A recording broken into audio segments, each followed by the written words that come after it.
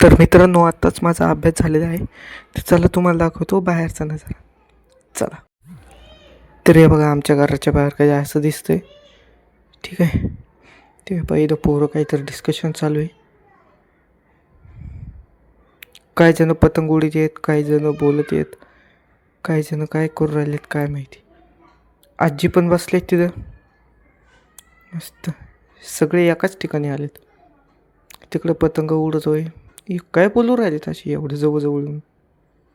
तर मित्रांनो, आता आपण चालू सावित्रीमध्ये, चला जाऊयात.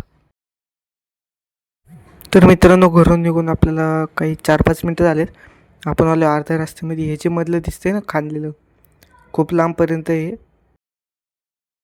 तर आता आपण पोचलोय साई बेकरीमध्ये बघा.